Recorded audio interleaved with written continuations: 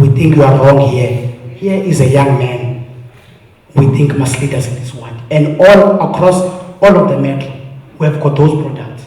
We have got a balanced candidate list across the board.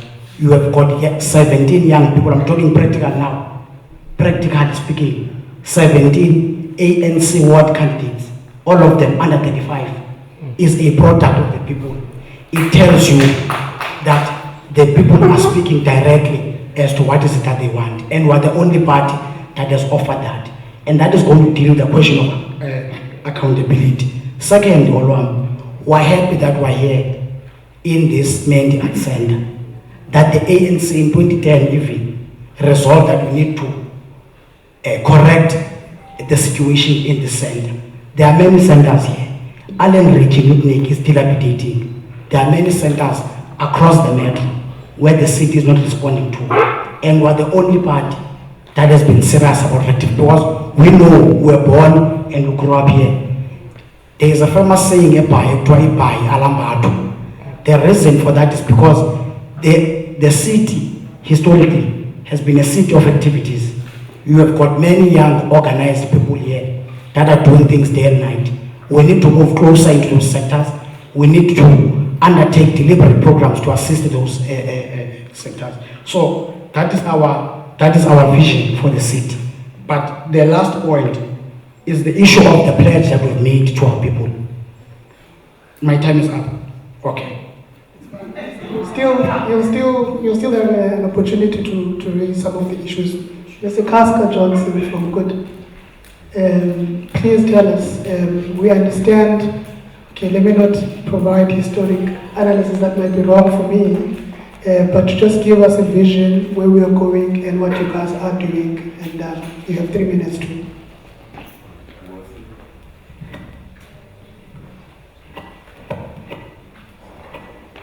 Is it working? Okay. Molweni, and thanks, Oluwam. Know that your voice needs the microphone. I know. Molweni. I think we all have a common vision here when it comes to our city. We all want a world-class city. And I think we might be on our way there. We have beautiful structures and systems in place that can take us to our to our vision, which is a world-class city.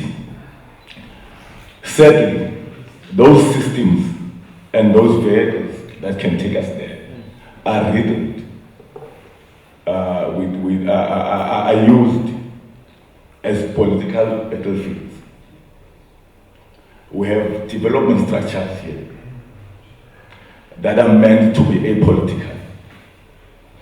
Those development structures are meant to assist us into being a world-class city. But you'll find out, you'll find that we use the very same structures and systems, selfishly so. As good as the good party. Our vision as the good party is to have a people-centered development. We believe that if we deliver to our people, if we are intentional about the development of our people, that may inspire our people to do what we call a people-driven development, and not relying on us as the government, but to lead their own government.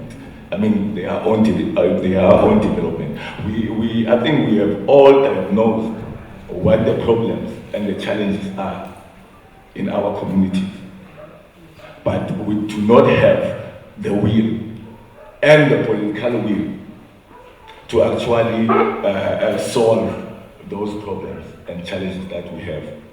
We all know the issue of street lights, traffic lights, crime, unemployment, and as the people, we relatively know what needs to be done, but we are not doing that. our people are defeated. Our people are consciously unconscious because, you know, they've been neglected for such a long time. Now they think that they are not good enough to do anything about their current situation. Hence, they are defeated. Just the other day, we have started a neighborhood watch in our community. It was driven because my neighbor was murdered right at the front of his door. And then as young people, I mobilized my people, mobilized young people to actually start a neighborhood watch. I slept at 3 this morning to make sure that to keep our streets safe.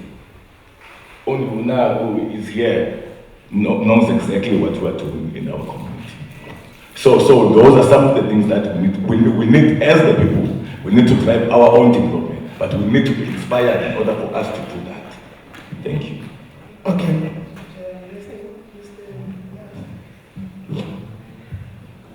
Nicholas, you are in government. We are going somewhere, but where are we going? And who is the kind of leadership? What are these attributes that we need to go to where we need to get to?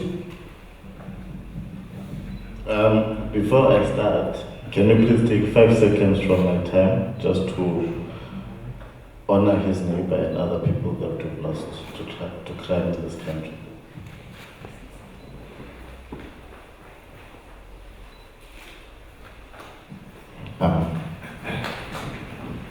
As the Democratic Alliance, our vision is to build one city with one future. What I mean by that is that Umdana Governor Senegal, who is a white man, must be able to get the same opportunities as Umdana Nicholas Nuga Olwang, who is a black man. What do you mean when you say you want to build one future with one vision in the context of local government? Is that a person who stays in Summerstrand must feel safe. Plus must be able to feel safe. Because of Amapara. Now, how you build that one city with one future is through strategic objectives. It starts with attracting investors and investing in your city. How do you do that? You do that by building a sustainable energy source. Getting off the grid from ESCOM, because we all know how ESCOM has been treating us, the faith. Secondly, you ensure that there is proper water supply. That is going to attract investors. You do this governing with pillars. These pillars, it's an opportunity city, meaning that if Nishala was a kid, I must be able to get a job was a kid, because the city has produced an environment that is conducive enough to support the township economy. We are speaking about a forward-thinking city.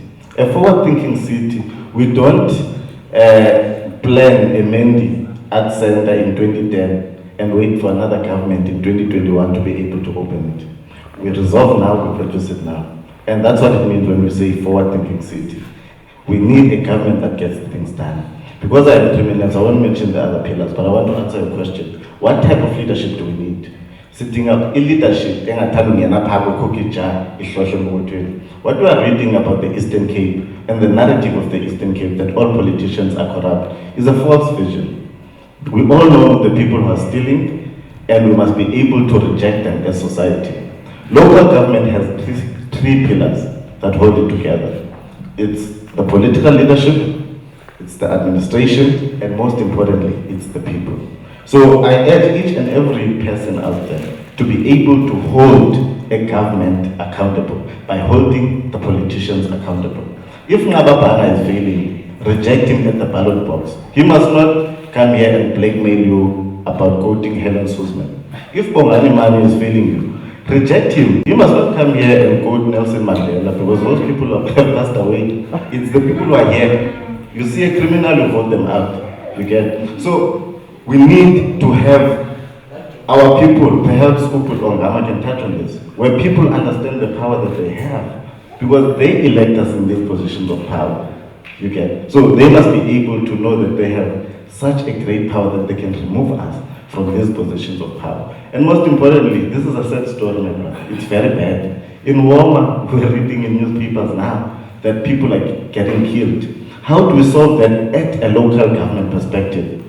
We must push united. I'm going to challenge the ANC, I'm going to challenge AIM, I'm going to challenge GOOD, that we decentralize the police system, because the Italy has failed us. Satellite township as value. Let's decentralize the police station and invest more on metropolis. I'm challenging you now to say we support you, Nicholas. Beki has failed. We must protect our people. Thank you. At least that gets the pressure out of the way. We get the concerns about infrastructure, about service delivery, the lights, about the roads. We get that. We get the facilities that have been left unattended and are being broken down. We get all of that. But because if we see that we are going to there, we'll probably be able to come together, because at least we share that common vision. So now, maybe let me again, before this have another round, just to talk about the effect of crime and the question that we are dealing with the Somalians and the taxi industry. Not only confine it to that, confine it to the coexistence or the relations, however you define them, whether it should be coexistence or however you define it. How do we not act as if we don't have a multinational city? What can we do? There are fires there. What is your take? Another set of round, but for 2 minutes this time, on the issue of coexisting or the multinational character of the city. Mr. Zuman. Thank you once again, Olam. I want us to speak of the facts as they are. Calling it a situation with the Somalians and the taxi drivers is incorrect. It gives the impression of a xenophobic attack. The activity that happened in Costin started because a South African Muslim drove into a taxi. The taxi driver reacted, and because the South African Muslim is an influential leader within their community, that community stood up in his defense. The real problem in Costin is not what happened the other day. The real problem there is a failure of the municipality to enforce the bylaws. Walk into any building there and ask them for their business license. Walk into any building and ask them for their fire safety license, certification rather. Walk into any building and ask them for their training license, test certificate. I can carry on. You will probably not find a single one. And the reason for that is because our municipal officials and our politicians are benefiting from that illegal activity that's happening there. That is why the precinct in its entirety is congested. The taxi drivers claim their space because the taxi rent there, they need to work there. The shop owners claim that space because their shops are there.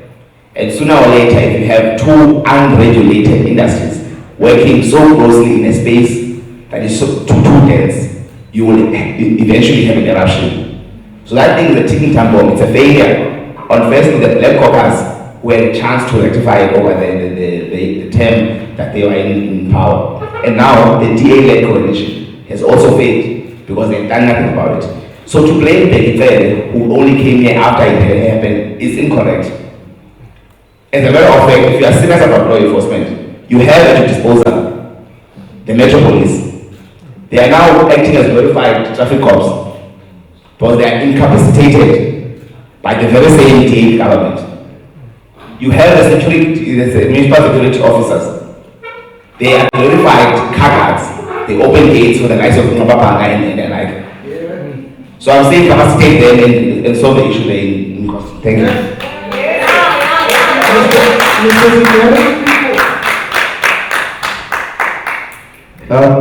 The issue of crime is a sore pain to all of us as residents and citizens of this metro. It is not only a government problem, but it's a societal problem. And it needs to be dealt from that point. We as the people I don't know when do we stop and take back our power and realize that we actually are the government. When the people stand up and say we are going to safeguard our communities, when people stand up and say we are going to take back our power, when people stand up and say we are going to build our society, it starts with them. Because we are in government elected by the people, for the people. When we neglect that, what do the people need to do? They need to change those they've hired. And also, the people need to drive the safety aspect of governance. If our neighborhood works, our community policing forums do not work, we need to come together in a space and say, this thing is not working, what do we need? The issue of crime also has too many drivers. The issue of joblessness, unemployment, it is a driver of crime. So we need to look at the root cause of crime and not only deal with what comes out, the fruits of it, at the end of the day. Because crime emanates from somewhere. But now we are going to come into these forums as young people and be pointing fingers instead of coming with solutions. It's not going to help us. And this forum helps us as young people from different political parties to become apolitical and come with a solution which will be one and which is going to take us forward. And that is, we need to come back to the table and say, the people of the city need to stand up. We need a city whereby we are not government dependent. You know, the state of dependence in this country is something else. It is heartbreaking because we're dependent on for everything, for opportunities for us to stand up. What we talk about, but then at the end of the day, we're not doing that. We're waiting for government to give us crumbs, but we have the power to do that. Burkina Faso did it. They did it without having aid from outside. What is stopping us from doing that? Okay. We can safeguard our city and we can do it ourselves, with or without the political leadership. Okay, I must note that you didn't comment on the issue of crime that is actually happening there, but your time is up. But Mr. Mani? Sure, my brother. Thanks once again. Quick one. One is compared to agree with Zumana over there. Characterizes accurately the same way that we've characterized as the ANC, the problem in costing. Secondly, it's hypocritical and is wrong and must be condemned to speak as if crime happens everywhere else in the city, or the debt is everywhere in the city. There are parts in the city where it's extremely clean, it's extremely safe to walk at night. There's some and opulent areas where the DA has got an interest in is safe and secure. It is us in the location who are dying every day. It is us in the location who walk past the death in the city. So they really do not have an interest. The Metro Police, Zumana, puts it correctly. It is the facilities in the location where we're staying, where our people, and by our people I mean black. I mean black. Where our people are staying, where our people fall victim. But the sitting government now of the DA does not care about that particular constituency because it does not affect their voter base. So I mentioned here the dilapidated state of enrich in Utinik. The building is being destroyed. There is no response from the city. There is no response. The Metro Police has not done anything. It was launched by Atol Tolib of the DA. They have not arrested anybody for serious crimes. I hear the vocals and everything else, but our people do not have capacity to, and we must not encourage mob justice, because once we encourage those kinds of things, they will lead to lawlessness and the anarchy that we saw at Costin a few days ago. So the city has got to take responsibility and not abjudicate some of the responsibility that they have. But one fully agrees with what Zumana has mentioned. Thanks, Olam. Mr. Kemper, that is your constituency and you are standing there as a councillor candidate. Thank you, Omar. Thanks. I just want to maybe just reference a couple of things that in September 2020, an international report called A City in the Siege ties the gang violence to criminal governance problems within government, within this local government. And it goes back for a number of years. For the last 10 years, I've been working in Helensvale with MBDA, looking at safety and peace through urban upgrade, investments through the city and German cooperation. What we're learning there is that these patterns repeat itself because we lack the leadership to break the pattern. That is one of our single biggest problems. It's not necessarily only the people's issues. Corsten Shorterville, the MBDA in 2015 did a master plan for the whole Shorterville Corsten area, a 3.5 to 4 billion rands upgrade that looks at housing, roads, public infrastructure. All of those things since 2015, and the municipality and national government has not put the money in until 6 years later. This stuff happens. I've got an aunt in Jackson Street. She's 82, 83 years old. She walks to Livingston Hospital. And when I ask her, what will make a difference here? She said, Neil, just clean the sidewalks so that I can walk peacefully to the hospital. That's the only measure of what she wants. She does not feel she wants to walk in a street where she is a leopard or a springbok waiting to be attacked because somebody throws out stuff on there. So we have got to look at these things at a very micro level. The impact on our residents is far-reaching. I don't care much about the interest of business because business is exploiting the leadership failure, the lack of political response, and the lack of civil society cohesion around this thing. That's why when we talk about the vision, we have got to start with this idea that as a city, we've got to value everyone and have a conversation about what takes us forward rather than what keeps us stuck in these low trust, high risk environments. Mr. Johnson. Thank you. I fully agree with those Omani. And we need to capacitate our metropolis. We need to capacitate our own community policy forums in order for us to deal with these issues. What is happening in Costing, is driven by something else. Lack of infrastructure, so on and so forth. Now, at times, as the people or as government, we want to address symptoms and ignore the roots. We need to find first what drives crime in our communities.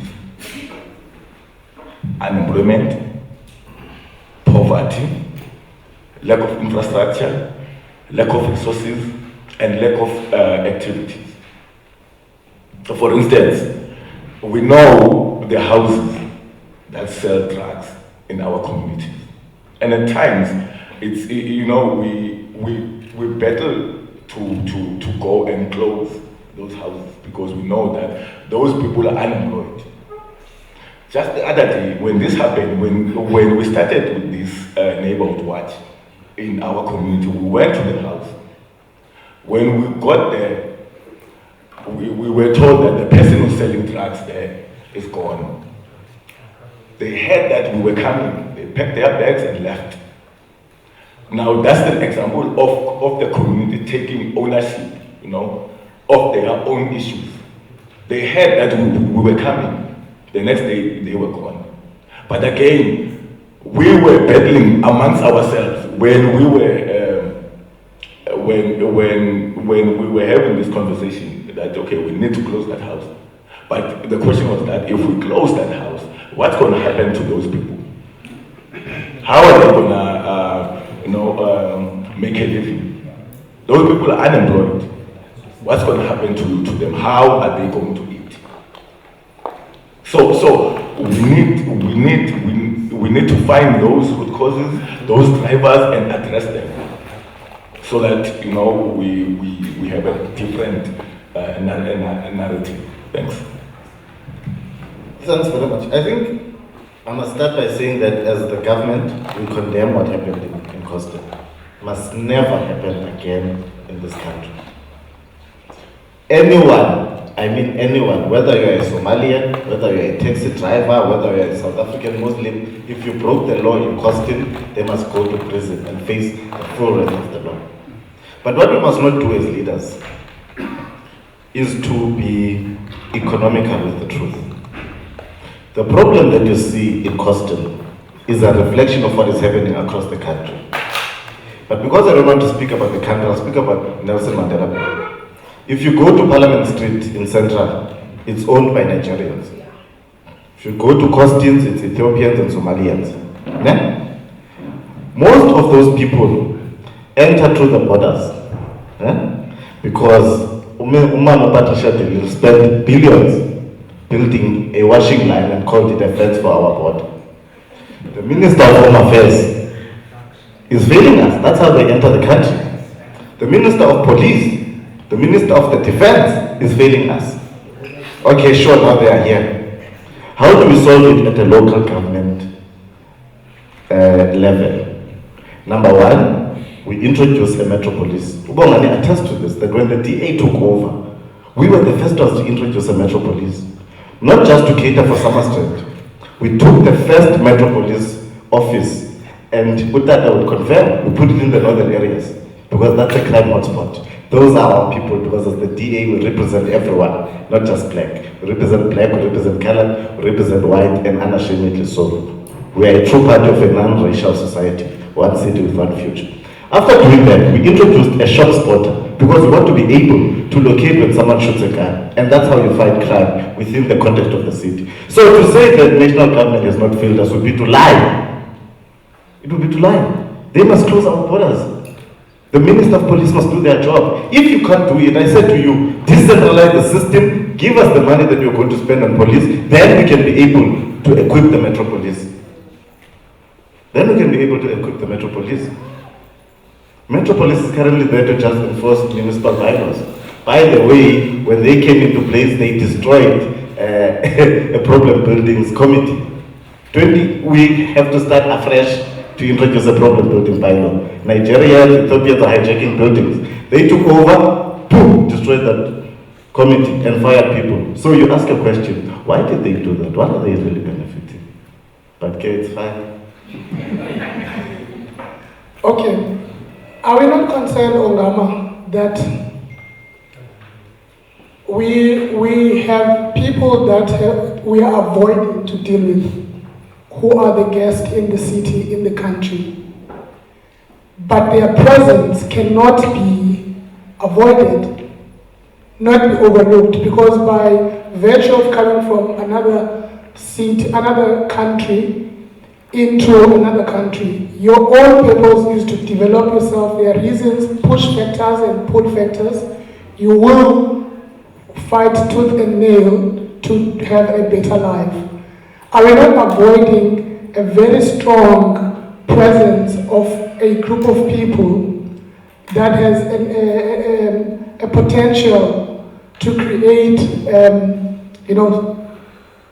similar issues as what has happened in Costin? I don't want to characterize it myself, but I want us to be able to raise it, because it sounds wrong that someone can bump into you and then you want to burn 8 taxis and 3 shops. Those are livelihoods. But also on our vision, according to what you've heard, where are we going? What are your thoughts? Good morning, colleagues. Such a lovely session to have. Congratulations to Fruits of Democracy for organizing this. Yes, you have 4 minutes. Just yeah. Okay. Thank you. It's been heartwarming to sit here, and I think that the way Mr. Mani to embrace actually is collective. As I listened to different people speaking, one thing is very clear. The people of this city are blessing the city by not being sold to giving the city to any one political party. because the great ideas that are coming up here are really exciting. My heart is warm. So, you want me to answer that question, or you want to talk about the emerging vision? Okay. Well, since you tempted me, when I grew up, I grew up in the former Siskai. In the former Siskai, if any of you grew up in those rural areas, they will tell you your maths teacher, your science teacher came from Ghana. Ghanaians who came to equip us in those areas. Go to townships now, find out who is running a business that supplies welding, crafts, among other things. Go to Wells Estate. You will see who's supplying that and who's buying it. Go to North End in PE and see who's providing an alternative in the vehicle servicing sector. Auto electricians, mechanical engineers, among other things, among other skills. Your answer will be there. So we must get rid of this South African exceptionalism, which creates the impression that we don't need others. And in fact, we are so racist in our approach that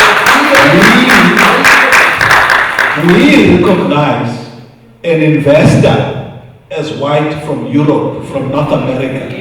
When in fact these fellow Africans are coming here and they are investors. They are investing in a whole range of businesses that are exciting and are creating jobs.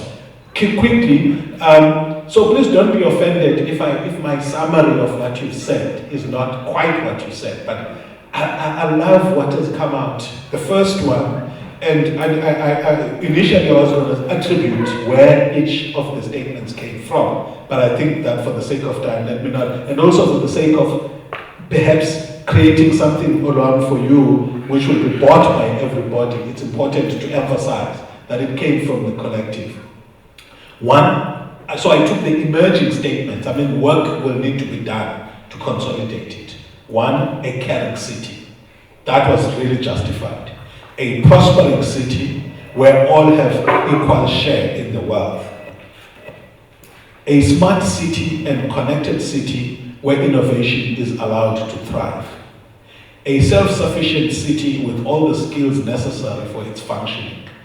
A city in which all take collective responsibility for changing their lives. A developing world-class city that works for all, free from discrimination. A city that manages its resources well and is able to grow. So, from what people were saying, there were a whole lot of other things that they said. But this to me was what I could summarize each of the contributions, building towards a particular vision. Now what I've done for you is to capture all the presentations that were made, what people were saying. A disadvantage I had, quickly as I'm wrapping, a disadvantage I had coming from a rural area going into roads was that the English that was spoken was not one that I could understand if I sat at the back.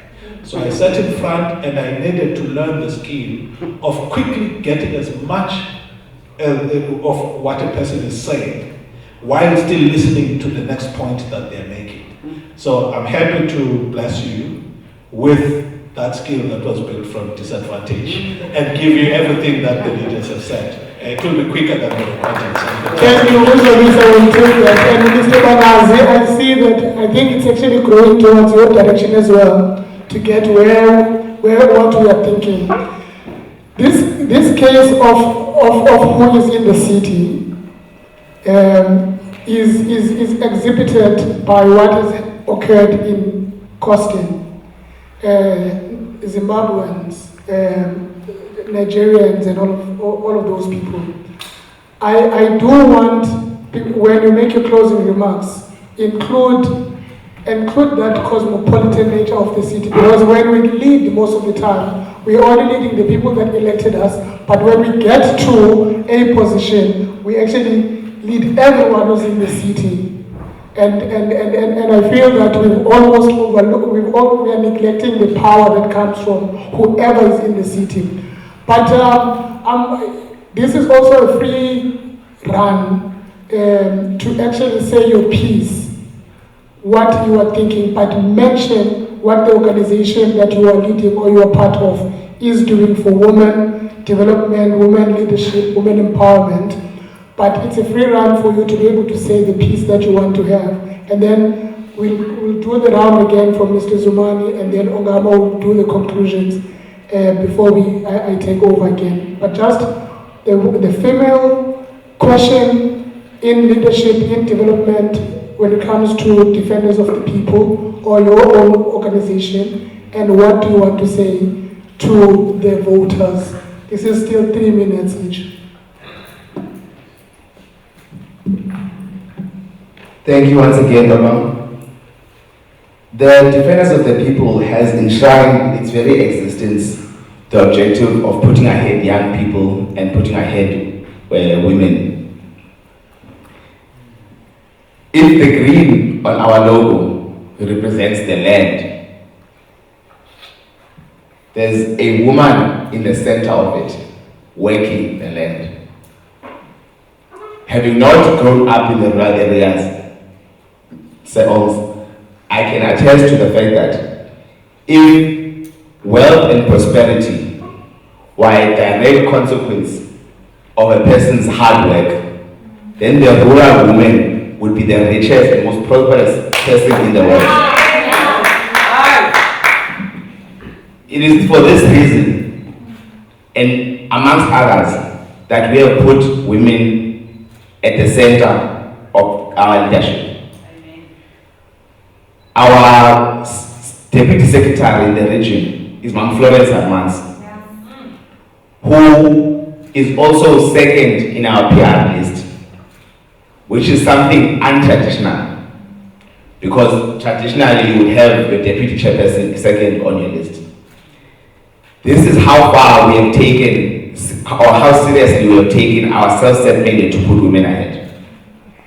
The program of Defend a Girl Child that I mentioned earlier, where we delivered sanitary towels to schools where girls from underprivileged households come, and sometimes they would not have the opportunity to go to school for a week on end simply because they are female.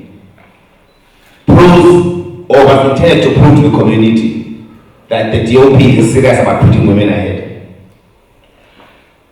So, in going forward into this local government election, my only plea to the community of Nelson Mandela Bay is to identify firstly for yourself what it means to achieve change. Because it's very easy to use these words of vote for change as a slogan, but each of us has a responsibility to identify for themselves what change means. I can tell you now that change for me means having each and every person in this city have an opportunity for a job or opening their own business. But change for you is what you internalize for yourself. Thereafter, identify the leaders who have demonstrated the capacity and the way to deliver that change. That is what the DOP has done over the past 8 months. Then the easy part becomes putting your eggs next to their name. But it does not end there. It is our responsibility as citizens of the Nelson Mandela Bay to keep our leaders accountable. I like very much Mr. Neil Kamfa when you said the old lady just wants the streets to be cleaned. The DOP has been cleaning the streets for the past 10 months. Thank you very much. Thank you so much. Thank you so much.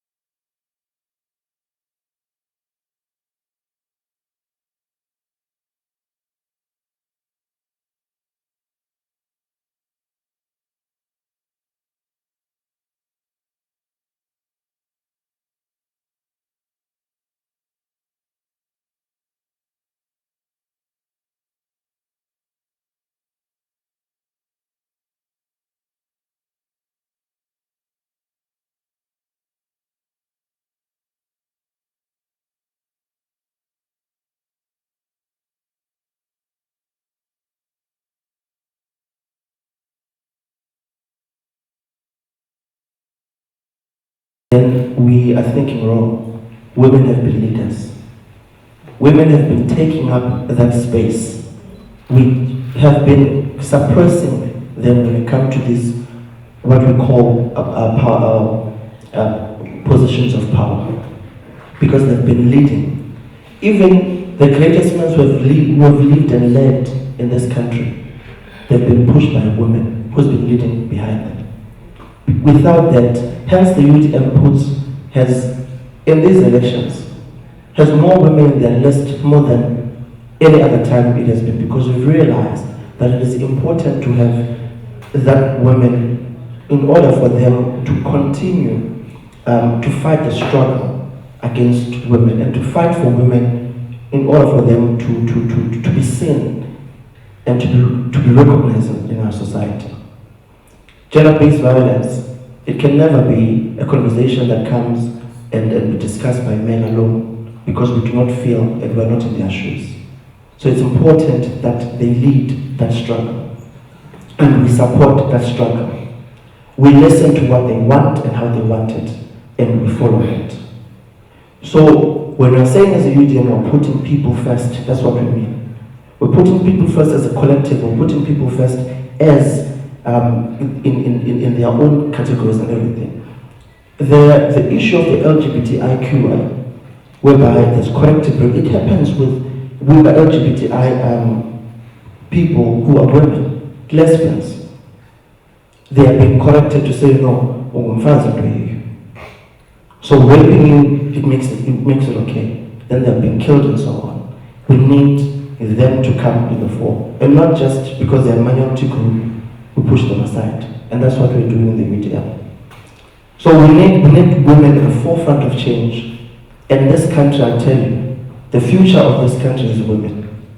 The future of this country is not just men, but it is women. And we're looking forward to having a women president coming in the next national elections. Thank you. Thank you very much. Mr. Mani? It's going to be very interesting. Conversation we have with him. Is it? Okay. Good luck, eh? You're going to need it. Quickly, we are proud as the incident, as I said earlier.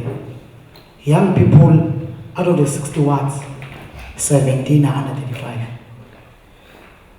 The ANC, for the longest of time, is the only party which has got a clear 50-50 policy in terms of women representation. Currently, in the PR list of the ANC, 46 out of the 60 is women. I'm saying we're not just talking. From number 1 up to number 10, there is about 8 women leading. And it's mixed between young and older women.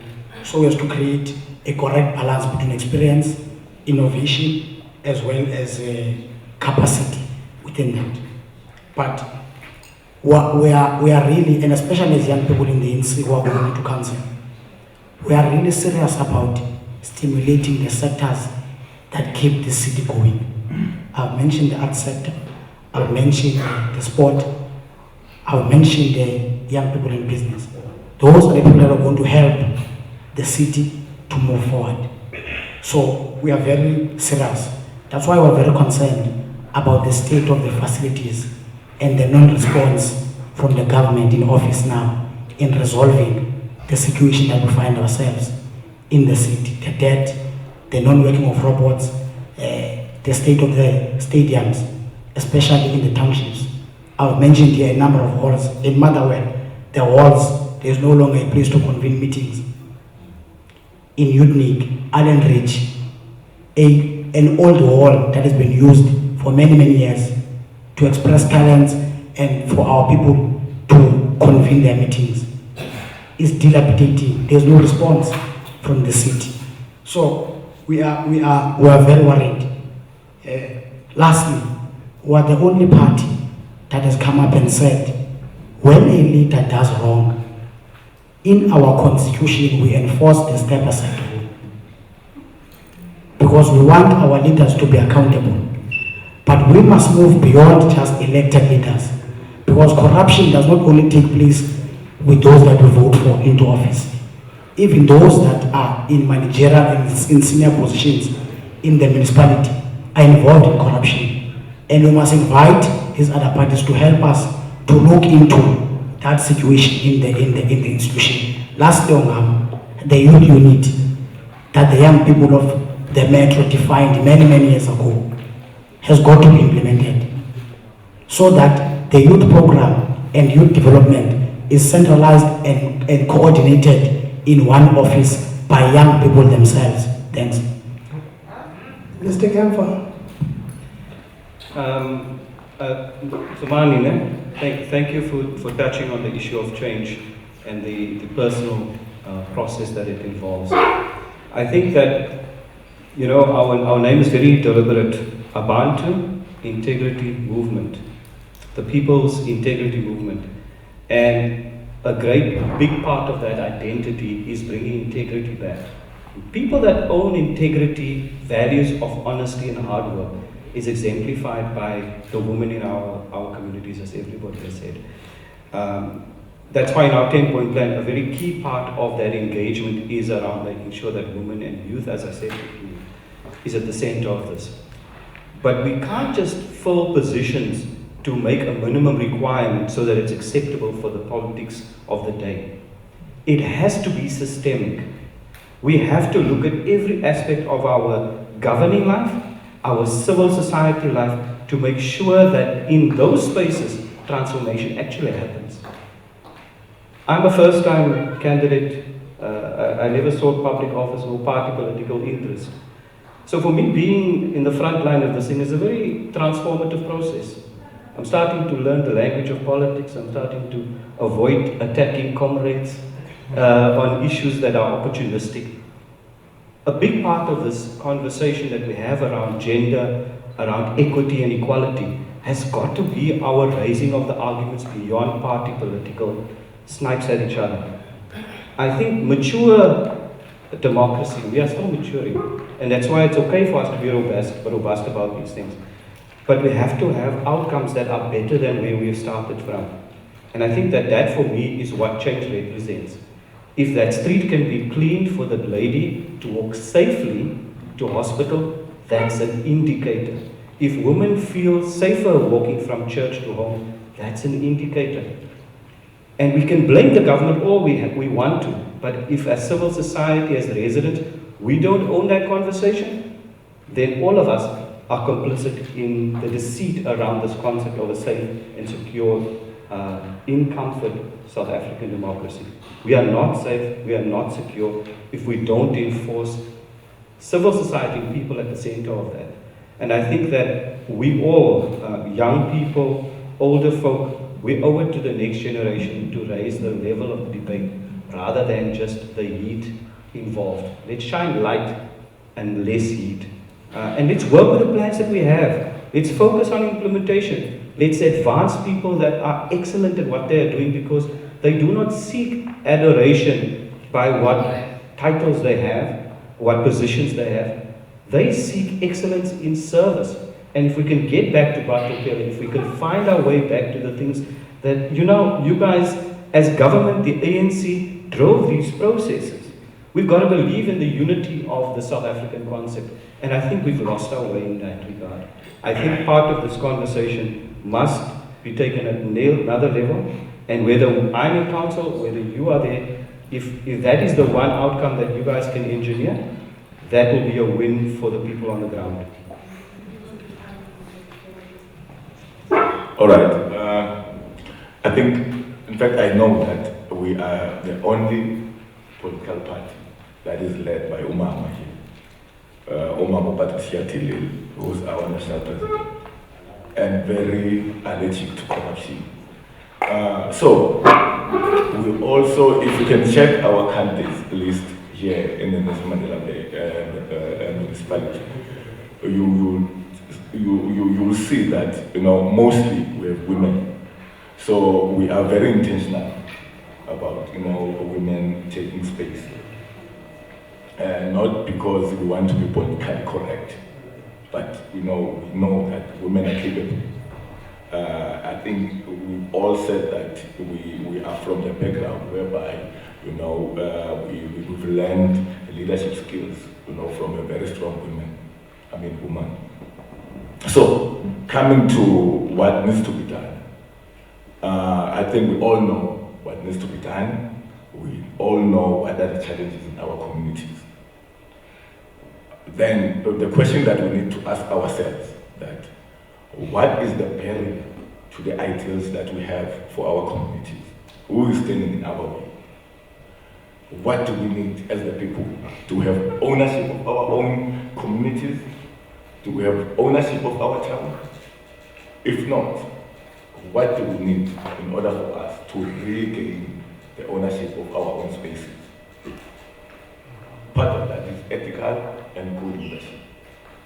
I also agree with Mr. Kemba that as leaders here, we need to find each other beyond political lines, because that on its own is a barrier to the development of our own people. We need not here to actually fight with each other, because we are here because people have entrusted us with their own with their development, not only for our political selfishness, but for the development of our people. So we need to find each other there, beyond those lines, beyond party political lines, because we have people to lead. Thank you.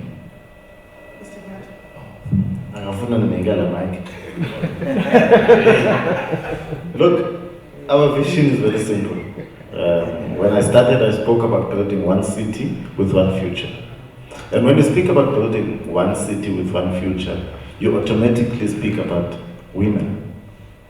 That Olwam Nongong must be able to compete at the same level, because their government, local government, has equipped both of them to be able to compete equally. Low Asimjongi as a female or low Asimjongi as a male, but we look at them as individuals who can compete against each other. How do you do that? You do that by building an efficient government. Efficient government, we've proven it throughout the years. We were removed in power in 2018, and I'm going to mention this, not because I'm bashing them, but because it's a reality that affects all of us. We were removed in 2018. When we were removed, we had suspended 5 officials that were accused of corruption. One of them is Umap. When they came back, they brought back this person. Now, are you telling me, are you going to build a city that, with an individual that has been investigated by the Hawks and has been found to be corrupt? You bring that person back. 1.6 billion was withheld by National Treasury because a member of an organization that I will not name refused to call a council meeting to elect an executive mayor. Now, how are you going to build a city that is safe for our children and women? How are you going to build a city that supports businesses by young people? It would be unjust of me to not mention those things. And this notion that for us to work together, we must, I must not say when the ANC is failing, is a fallacy. Because I know the history of the ANC, and most of us come from there, and that's why I always say, Bongani, you guys are failing us, because I believe they can do better. You get. So when we want to depoliticize politics, come to me and say, Nicholas, Ungaba is messing up here. And that's how we grow as government. And also, when we speak about depoliticizing politics, support ideas and notions that are progressive for our people. The time for talk shops is over. We need action. So, my brother, I support your neighborhood watch, and as a result, government will be donating beeps and torches for that neighborhood watch. I'll also invite the mayor to Okay. Thank you very much. Ladies and gentlemen, we will be getting few comments from the floor, but we have now a provincial leader of NYDA in our midst. We won't let him not to say anything. We have someone who's leading the marine economy conversation in our midst. So we want them also to actually add a word or two. But are you inspired by what you just heard? Do you feel like we're going somewhere? Do we feel that we can go to any other person who says they are a leader, who's sitting here and the ones that is represented that might not be here, and actually address them on the issues that pertains to our own development? Can women go to these people or these organizations and say, I have been victimized?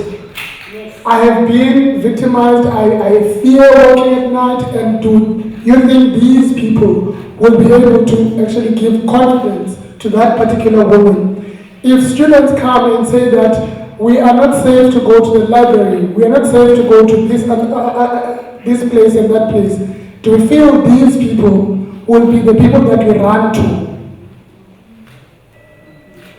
If my lights are not working, if anything, if I'm hungry, if healthcare is not helping me, if I have to die before I can actually live, if I have to sacrifice so much of myself, if I have to give everything before I can just, when I'm saying this, I'm thinking of people who have to sell a little bit of themselves now because they don't have food on the table. Do you think these are the people we can run to? Are these the parties that we can run to? Any questions from the floor? Anything that you want to say? You have just like 30 seconds. I see the hand is, the guy is edgy there. You can come and take the mic. I see another hand. Let's take those 3, 4 hands in that order. Yes, got a mic that he can get?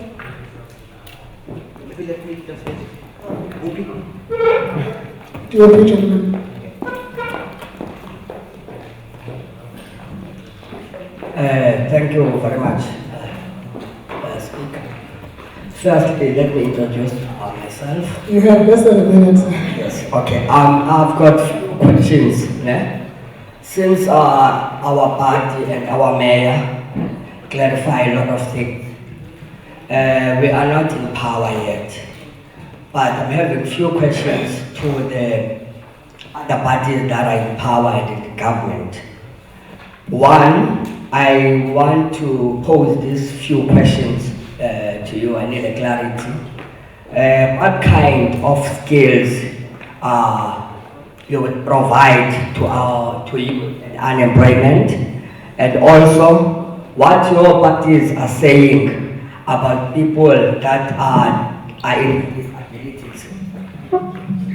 People with disabilities that are paying rates.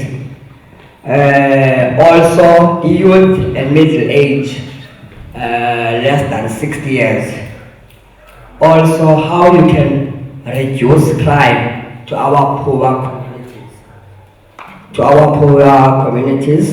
People that are living in informal settlement, what plan do we have for them? The metro is dirty. Schools are no longer operating. In words, how can we protect them from vandalizing? Sport and recreation, what are you saying? Thank you very much.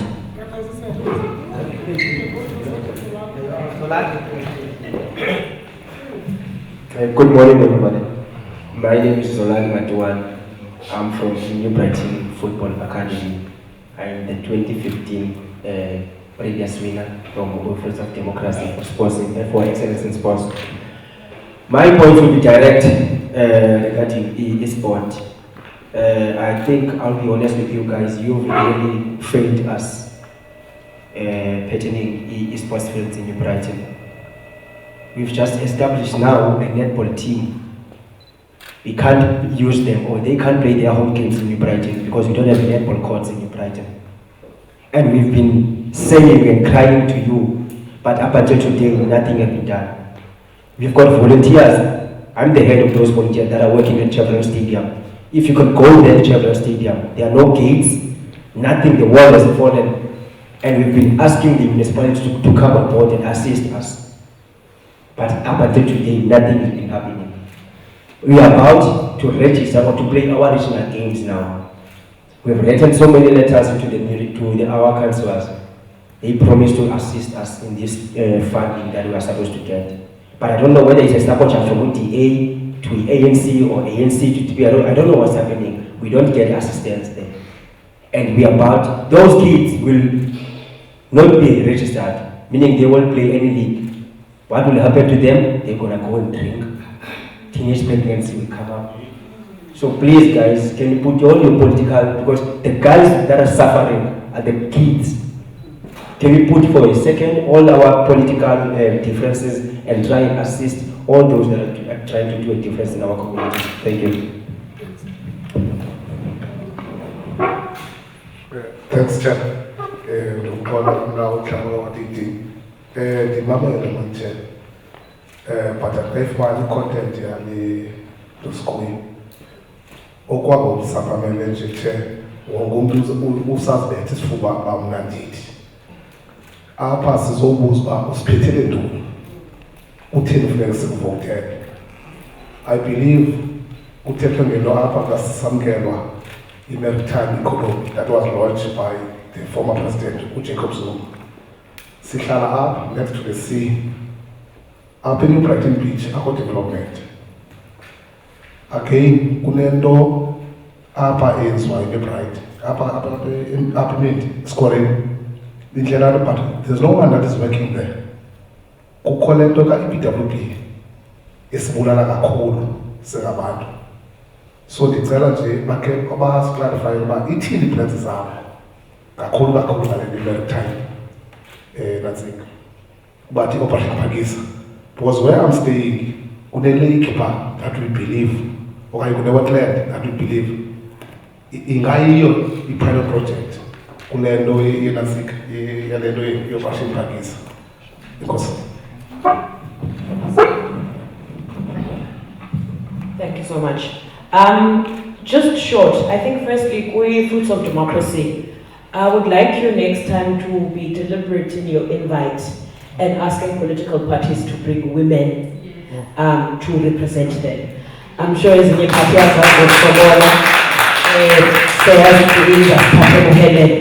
and as long as she's a woman, we're fine with that.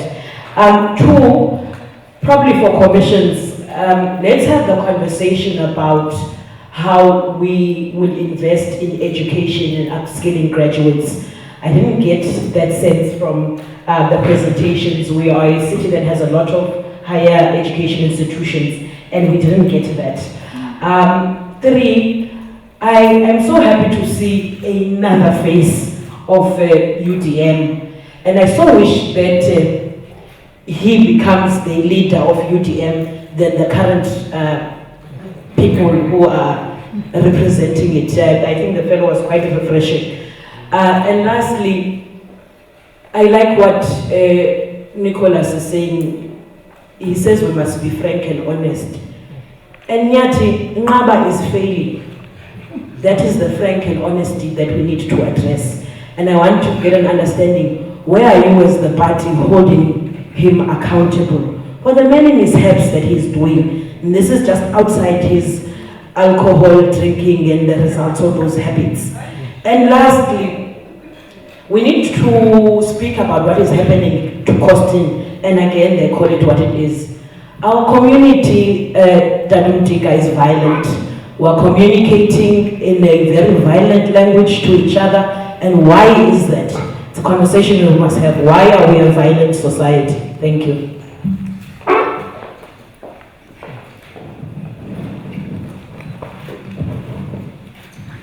Thank you very much. We take that comment about women, especially when we see the panel, and you must understand that we can only receive what the organizations would be sending us.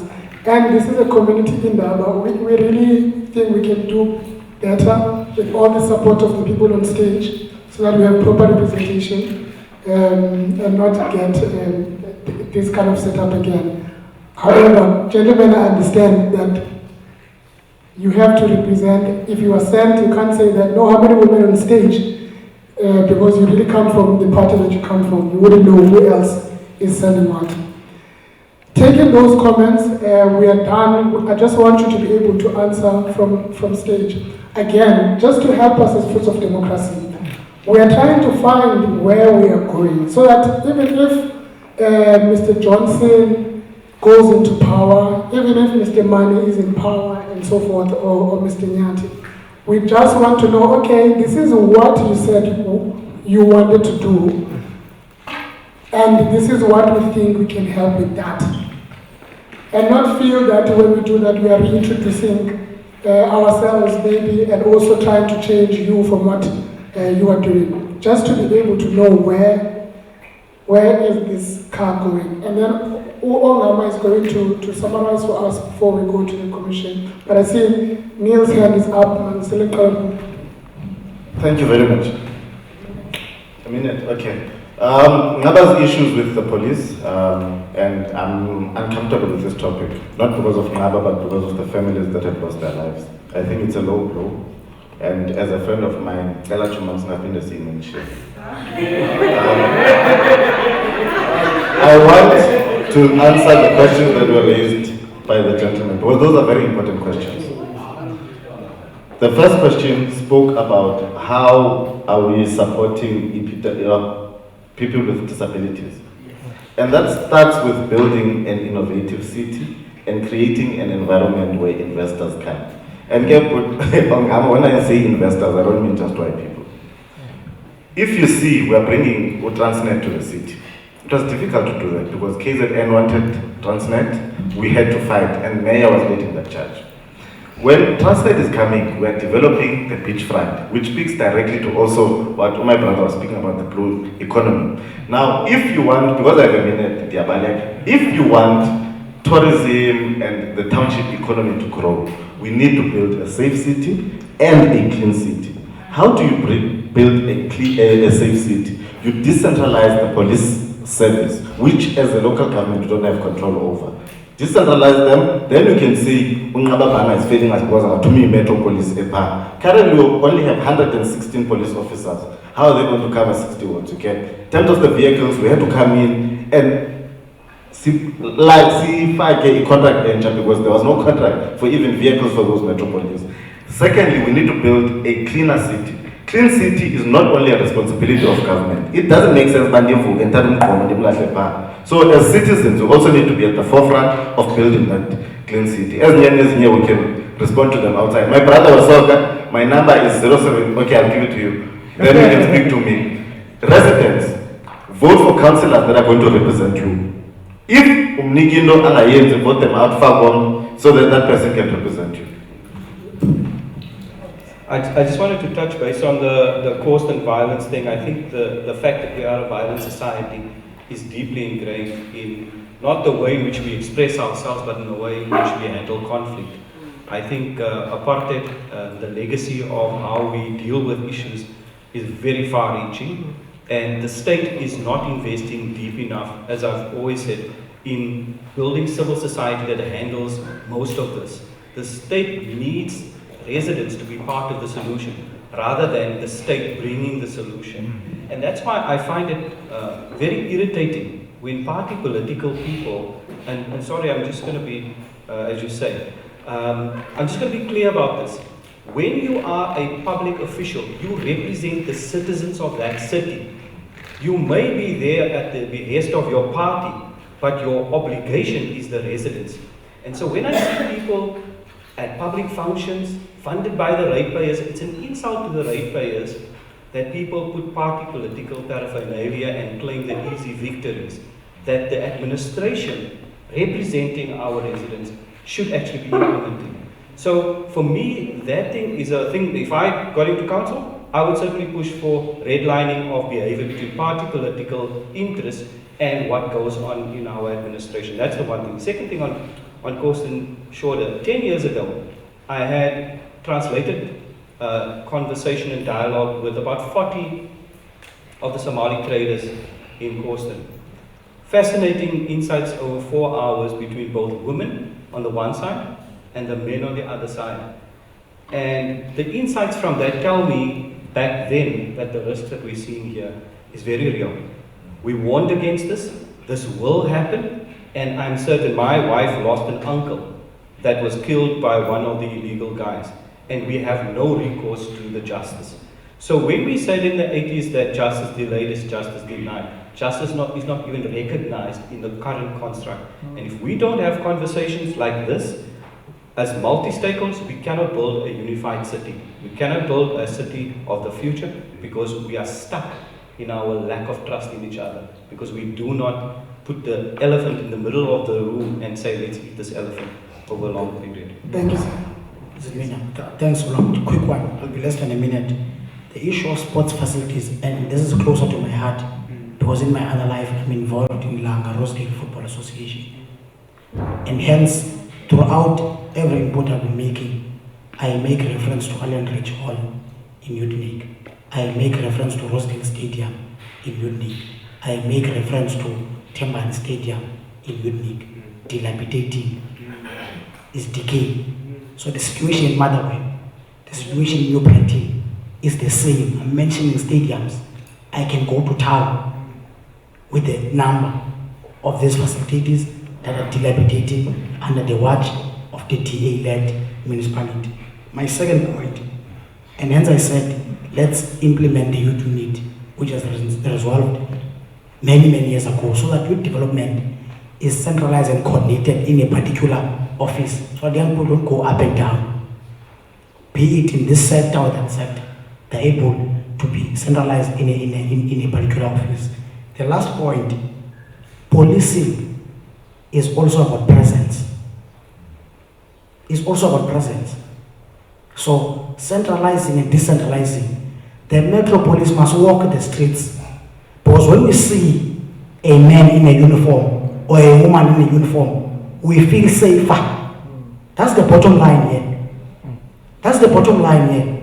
We must not want to argue and use national and provincial government as scapegoats. You have got men and women in uniform in the city. They must do their work. They must be visible. Policing, at the bottom line, is visibility. That's how we deal with crime. And the point we've been making the whole day is that we don't see these people on our streets, which then leads to us not being safe. My colleague over there puts it correctly. They are glorified, what? Car guards. It can't be. It's unacceptable. Thanks. I think it's disingenuous of the ANC to come in here and be claiming about the dilapidating state of our infrastructure, the police and everything, because they've been at the forefront of that for the past 20-something years. They've been empowering this city. So they can't come here and say, in these 5 years, of which in between that 5 years, there was also instability and all of that. And they're coming here and saying, this, that. We can't do that. Because we've been sitting for more than 20 years. We've never fixed it. Infrastructure is dilapidated. Come on. It's really disingenuous of them. And now you're coming back to our society and say, give us another chance. How many chances? 27 chances? No. We cannot be doing that. If we are going to be honest to our people, we should tell them we failed you. Please take us out. Because there's nothing else we can offer. Let's give others a chance. If I don't know so that you nonsense of so excuse my language. But the fact that we failed, and we must respect the citizens so much to tell them we failed, we don't want anything to do this thing because we don't know how to do it, and give it to the people who can do it. So we just can't do that. And I wanted to respond to that the office of the mayor, the office of the deputy executive mayor, their doors are open. I don't want to say we did not do that, pointing fingers. As Nicholas has said, he's going to give you his number, my number. We are going to make sure that they listen to the given audience and they assist you. That's what we've been doing for the past 9 to 10 months. We've been in this coalition. We've been assisting our people. We've been on the ground. Sports facilities are being refurbished and so on and so forth. So in this 9 months, at least there's something that this government has shown, we can do this thing. The only thing that needs to be done, give us another chance. Instead of taking Umbusu's Wasima Segen, who built a wall and they made it Baptist Stadium, 15 million. What is that? And Umbusu Wamasela also said now, get out of this abusive relationship with the ANC. Let's get out. This is another form of gender-based violence. Thank you.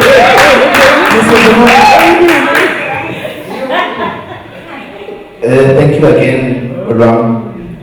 I was hoping this conversation would not deteriorate into a blame game, because in actual fact, all three of these parties can be blamed for something. But to go back to the issues that have been raised by the members of the community, and most close to my heart is what Tusisi said about us being a violent society. We can't take that lightly. We must, as individuals first, put our best foot forward to bring a solution to that. And that solution starts with yourself and those around you, particularly the men in our society. We speak very well when we are in public, and we speak against violence of any nature, but in particular gender-based violence. But then we are the very same people who harbor the perpetrators of that violence. So as a start, each individual has to publicly denounce violence and live in that nature. So if I know my friend is a perpetuator of this, I must distance myself. It must be taboo to be violent. There's no government who can bring us a solution to the violence, because really, what can a policy do to change a person's mind, to change a person's being? But it has to be the society itself that rebukes the violence. I become emotional when it comes to the issue of violence, particularly of gender. But I don't want to lose my cool right now. I want to go back to the sports in Kulwawa. But the reason why the DOP has had all these programs, I wish I had the time to list as long, and I don't, is because we are trying to make an example of what kind of leadership we will be once we are inside city council. And as a result, towards the election day, we are planning a sports extravaganza where there will be five-a-side soccer, netball, fun run, rugby, and so in boxing. Very informal, but just to make that promise, that tangible promise to the sporting fraternity that we are alive to your plight and we are putting together solutions. Thank you very much. All right. Now I just want to touch a little bit, Glenda, your violence. We have a very violent history, because of apartheid and so on, and that's the language. I'm not justifying violence, ne? So our language is to toy before we even sit down and talk to each other. Now, that's because we do not have spaces like this one, where we can sit down and have, an honest conversation with each other that, man, I don't like what you're doing. We don't have those spaces in our communities, in our streets. We no longer have, open spaces whereby we can call each other and address issues that affect us. That's why I'm very grateful for the space that I have right now. I think we need to open up more of these spaces, from our communities or our wards, and have these conversations like maybe on a monthly basis, but ongoing. Not the elections only. But what we are doing, as good, we are about we want to fix South Africa. One of our hashtags is fix South Africa. We have just launched a dedicated team of plumbers that is servicing the whole metro. If you have a blocked sewage system, we are here, and also we want to repurpose the buildings that we currently have, and as and use them for something else that will be beneficial to our communities. So that's but one of the points that we have in our plan as the metro. Thank you. Thank you very much, ladies and gentlemen. I think I wanted to hear what I thought Sia and what I thought Unati. And then Ongama is just going to conclude for us again in the same manner, sitting what is coming out, what can we rally behind as a collective, because it doesn't matter who's in power, my situation doesn't change. the ladies' situation doesn't change unless something is done in that regard. Do you want to say something, sir? Thanks, Mr. Otobon, and good morning to everyone. I think I don't want to run the risk of repeating what many people have already said, but and I think also the conversation is healthy enough, and the conversation is honest enough for us to reflect on. Some of the issues that bug me, but I put it that way, is the fact that at times we speak about crime as if we are getting robbed or theft is happening from cats and dogs and animals. It is ordinarily happening from young people who are in conflict with the law. And at times we forget that. We forget the actual problem of bringing them back into society. And I think it's something that we really need to focus on also.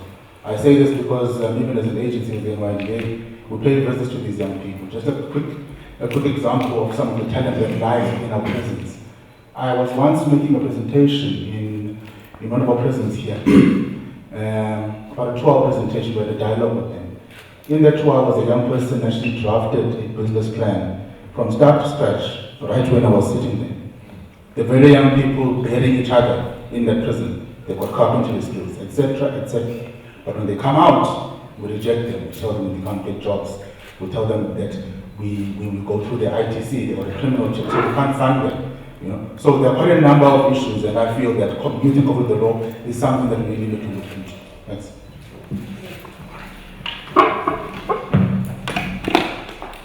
Thank you, Ola. Good day to everyone. I think mine is more on what Lucia was saying, but I concur with most of the speakers that are sitting there in the panel today. And hopefully what Okaska was saying with regards to this conversation that we are having today, not only being about the coming elections, but also even after the elections, calling all these political parties, especially those that would have been elected into power, to come and have a similar conversation now in a broader, a setup with all the citizens, of this city, so that we are able now to affirm a direction that would lead us to being that smart, bright, crime-free city that we would like to see. But going into the issue of, the marine, maritime, oceans economy, blue economy space, this city is one of the few around the world that is blessed and positioned very well with 2 commercial ports. We've got the port of Muha and the port of PE. And up until we are serious about the maritime opportunities that can be able to grow, the economy of the city and the province, it is only then that we would see real change. Yes, it's true what my brother was saying with regards to Operation Pakisa. Operation Pakisa was launched, and there isn't much that has been done with regards to that. We are currently right now busy with a master plan, trying to fast track and for all the things that were not done, previously. As we need to understand, the majority of the things that have been done within the Operation Pakisa, those were the things, the actual responsibilities of all these institutions, all these things that we have been claimed to they have been done through Operation Pakisa are things that were supposed to have been done. So they were not new projects that are supposed to grow the economy, but now we have an opportunity. And as this city, we need to look at, we must just not talk about and grandstand about Indaba Bay, the moving of Transnet, the headquarters coming to the city. We need to understand as to say, what does that exchange to for a layman or a Stratwin, a warmer, a New Brighton? What opportunities are going to be derived from that? And if there is none, then we can't celebrate that. But I can just tell you now, the city is currently working on a strategy with regards to maritime economy, and we are hoping that we can be able then to build more, with regards to that with all the relevant players, because through maritime, the manufacturing sector, the tourism sector would also be able to strive if that one sector is at least given all the capacity that it needs and support. Thank you.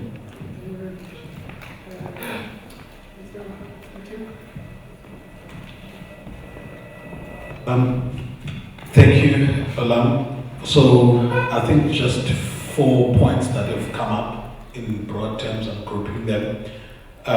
One, local state capacity building. Everybody has spoken about why the state is not working and needs to have its capacity boosted, whether it's in policing or in engineering or whatever the case may be. There's been a very strong emphasis there. Also, visionary leadership. People who've got a vision, and I'm happy that parties have actually contributed to thinking about what kind of city they intend to create based on what they've said. I don't want to repeat what they said. And then effective community involvement. I'm excited about this point because it underscores the humility of the leaders about the limitedness of what they can do. And therefore, they need to actually, even to this concept of service delivery, there are people sitting somewhere waiting for something to be delivered to them. So it problematizes that, the recognition that you won't have safer communities unless communities themselves play a role. But I think it was mentioned that you need to guard against the privatization of securities of neighborhoods to the extent that you create vigilantism. The last one, I am imposing on the issues that are emerging. It was apparent it's an enabling political environment. People have spoken about variations of it, but its core, as a political scientist, will recognize the primacy of politics on many things. So, for example, parties must realize that it's their responsibility to close the gap of crooks managing their systems to become representatives of the people in councils. We mustn't face problems of people who are leveraging the power of the party in order for them to extract rents from the municipality. But also, an enabling political environment means voters, and I'm happy that many of you made this cause, voters who vote correctly, apply themselves, and are able to punish and reward those that do not work. So those are the 4 broad things: local state capacity building, visionary leadership, effective community involvement, and enabling political environment. Before you're done, how do we look from the outside on the political front going to the elections? If you're sitting in Gauteng, in Cape Town, how do we look? What is happening politically, locally? Who is running? How do we look? Yeah, so currently Nelson Mandela Bay appears as one big mess from a political perspective. The parties, there's been a lot of mind sliding, but I'm happy that we have, at least as far as those in councils, we've learned the skills, no matter how basic, of managing coalitions. What I'm happy about is that the voters here are not going to go back to the dominant party system. That, you must forget, I know you will call it. It's nice because it's a simpler way, right? Decision making is simpler. However, we've seen the worst of it. Dominant party system is a chaos. So the voter, as far as voters are concerned, they're doing the necessary corrective action. But the onus is on the parties that are emerging to learn how to campaign, such that when you are now in a coalition with the party that you are trashing, we are not saying, hey, but you are trashing this party. Because we've gotten to a stage where the practicalities of governance are going to force these coalitions. So I wish that the parties are going to grow and recognize that you need a workable political environment that supports whoever is in government. I mean, I know, by the way, the DA and the ANC have complained about this thing of walkout, staging walkout so that the budget is not approved. This is something both of them did. My hope is that going forward, it becomes less as a political tactic. Because it's just, it worked at some stage because it was inconsequential, really. Somebody walks out. But now when you walk out on a council meeting, the next, in a month's time, so budget has to be approved by the 31st of May, for example, so that come 1st of July, a municipality can implement. If you do that, you are frustrating processes. So, but it also means that there must be, the people who are going to go into councils must be skilled in managing complex political relationships. Thank you. So we've heard what the vision, according from our side, should be for Nelson Mandela Bay, where we are going to. We've heard about the kind of leadership that we need from our side, but from your side, maybe considering what Sia and Unati and other stakeholders in the city, where are we going and what kind of leadership do we need?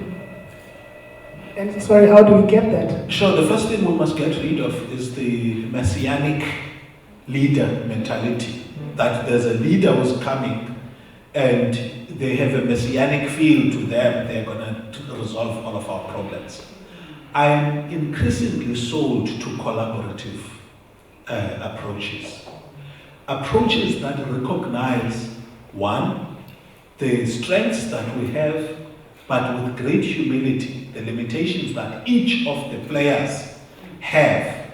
So for example, municipalities are good because citizens vote to get them, to get those who decide a bunge to be in power, right? So by virtue of the democratic nature of how they come about, they're good as representatives in general. But perhaps in leveraging working cities from an economic point of view and transformative cities which are inclusive, you can't just have a municipality be the main player in that space. You need business to come on board, you need NGOs to come on board, and they must be affirmed. And politicians must stop this thing of thinking we are the ultimate representatives of the people and we have monopoly of wisdom and representation. They need to recognize that they must create an enabling space for everybody to play a role. So what collaborative relationships are formed at the level of the ward to make sure that the ward works? And those will take not just the councillor, it will take the NGOs that are here, the councillor that is here, the businesses that are operating here. We've got to stop this thing in South Africa of an extractive mentality. Businesses are here, they extract profits and they don't care. Yes, indeed, businesses exist to make profit, they must make profit. But if there's no due care about the well-being of where we are and where we stay, things are not going to work. And lastly, let me pull from where I come from. I'm very happy about rural, and by the way, we look very arrogantly at rural as backward. Where I come from, and this is not many moons ago, this was like in the 90s when I became conscious and aware of what's happening in the community. Boys were taught by the necessities of living in a rural area that nature has provided value for you that you can extract, consume, and distribute and share with others. So the idea of going to Ehlathini or Kisping or Ingwenye and you are using your energy, and when you come back with a sack full of ingwenye or wild berries, you distribute to Damkol and everybody else. And then the system, the entire village worked in that way, that unemployed didn't mean hungry and struggling, because it was a working economy where people have found ways to bring water, to bring wood and all of those things. The reason why I say this, full employment for where we are, at least in the next 20, 30 years, is a fallacy. So we need communities that think about how people plug in and resolve problems. And what I've seen is that entrepreneurship comes from you resolving your own problems and the problems of your family, and then the spin-offs of that are you are touching and impacting the community in a positive way. I don't want to make it long, but key issue is collaboration, collaboration, collaboration. Thank you. Thank you so much for the input. Thank you to the panel for attending and honoring our invitation. We truly would wish to have more of these conversations, as diverse as you would have them. Maybe we might need to break them down somehow, but we'll find ways. However, we'll depend on your support as well in order to actually make a success of these things. As Friends of Democracy, we have tried in the past 6 years, trying to build something from just seeing the need. There was no real roadmap, but the fact that we just couldn't sit and do nothing. We just wanted to start moving pieces so that we create this enabling environment, especially for those that are trying to do something. So you'll see 2 of our sort of publications, just not to lose all the information that we are collecting. A similar one for this process and the awards that we'll be doing later on in the year will also be developed.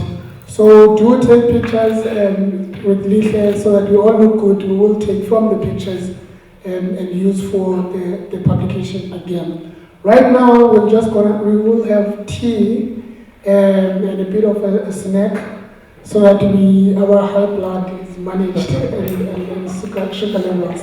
Sisset wants to say something.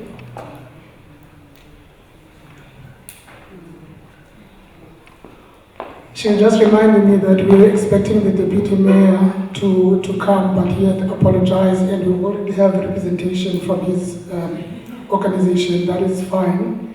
The only thing that will happen after tea, it's really about leaving your comment. Sometimes we're not going to put a mic on you, but when you write something down and leave it for us, we are able to get transcribers and put it there. I know most of ideas have been answered even online. We had about 14 people filling the questionnaire online. You can still find the questionnaire online and fill it in so that you don't have to write here. But we truly appreciate everyone's input where possible. Or you can ask someone to just help you. If they're wearing black hat t-shirt, they will be able to try to help you write down whatever you want to say that could not be said. So Tatenda, Bella, I see who else is, who's there? Or NMZ, yes. So thank you very much. We can now have time to have tea, talk to each other. We want those pictures of you talking to each other. Thank you very much, gentlemen. And for social media purposes, please just hashtag NNB Community Indaba.